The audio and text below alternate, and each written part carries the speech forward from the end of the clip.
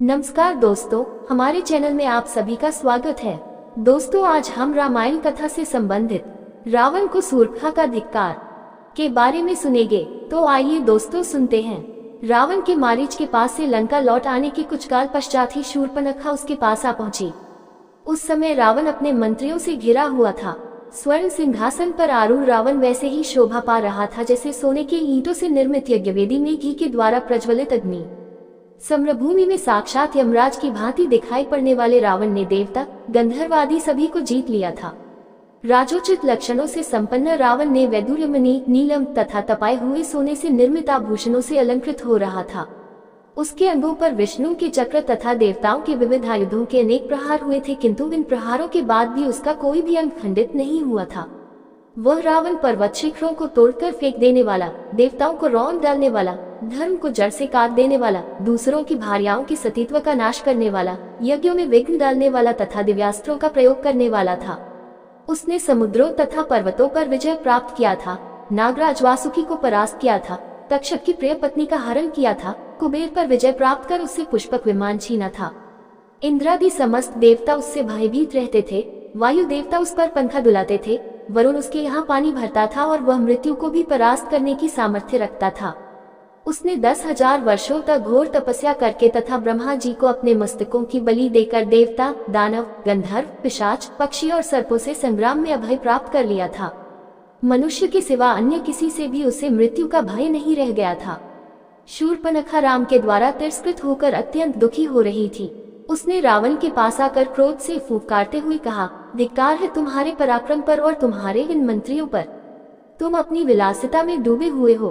तुम सब तो सुरा और सुंदरियों में व्यस्त रहते हो। हे नीतिवान रावण, क्या अब मुझे तुमको ये भी बताना पड़ेगा कि समय पर उचित कार्य न करने वाले और अपने देश की रक्षा के प्रति असावधान रहने वाले राजा के राज्य के नष्ट हो जाने में क्षण मात्र भी देर नहीं लगती।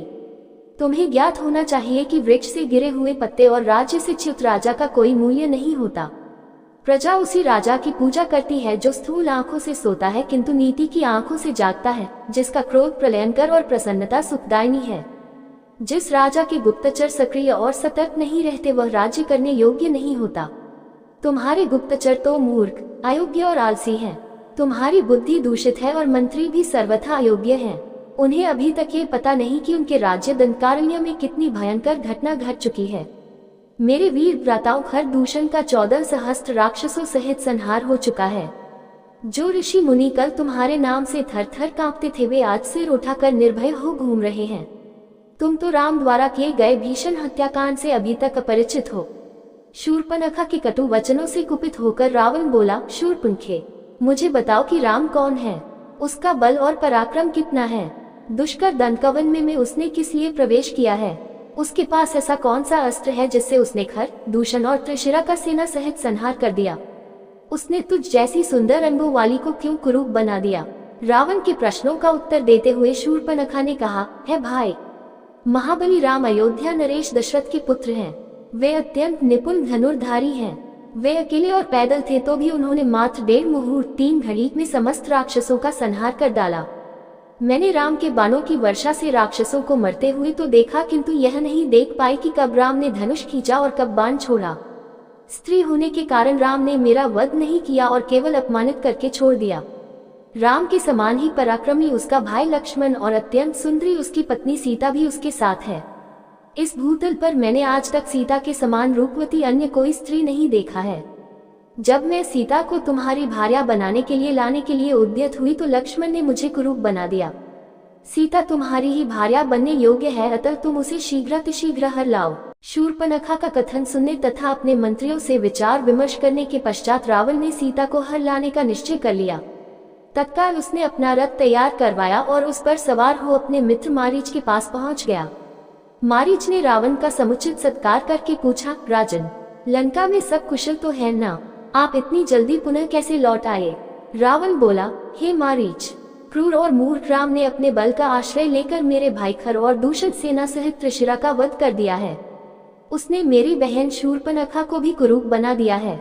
तुम मेरे मित्र हो। मित्र ही संकट के समय मित्र की सहायता करता है।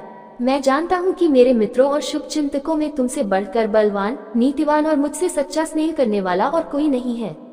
अतः हे मारीच, मैं चाहता हूँ कि तुम रजत बिंदुओं वाला स्वर्ण मृग बनकर राम के आश्रम के सामने जाओ। तुम्हें देखकर सीता अवश्य राम लक्ष्मण को तुम्हें पकड़ने के लिए भेजेगी। उन दोनों के चले जाने पर मैं अकेली सीता का अपहरण करके ले जाऊंगा। राम को सीता का वियोग असह्य होगा और विरह की उस अवस्था में राम को मार डालना मेरे लिए कठिन नहीं होगा।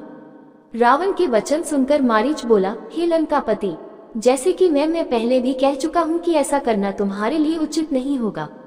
ये कार्य तुम्हारे जीवन के लिए काल बन जाएगा। आश्चर्य की बात है कि वेद शास्त्रों के ज्ञाता होते हुए भी तुम परस्त्री हरण जैसा भयंकर पाप करने जा रहे हो।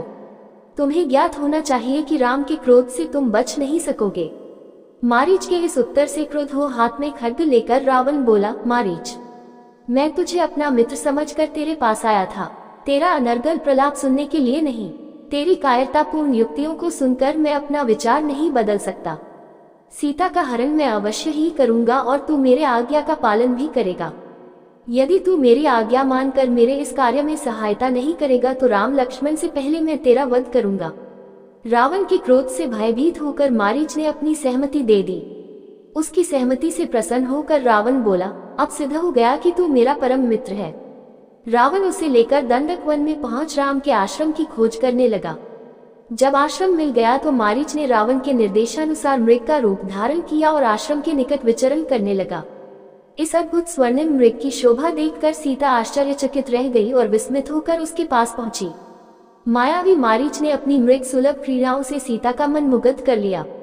उम्मीद करते हैं दोस्तों, आपको ये रामायण कथा से संबंधित रावण को शूर्पणखा का धिक्कार के विचार सुनने में अच्छे लगे होंगे जी। दोस्तों, आपको ये विचार सुनने में अच्छे लगे हैं तो कृपया करके चैनल को सब्सक्राइब जरूर करें। इसी के साथ विदा लेते हैं दोस्तों, कल फिर रामायण कथा का इससे अगला भाग लेकर हाजिर होंगे। तब तक सभी दोस्तों को जय श्री राम जी।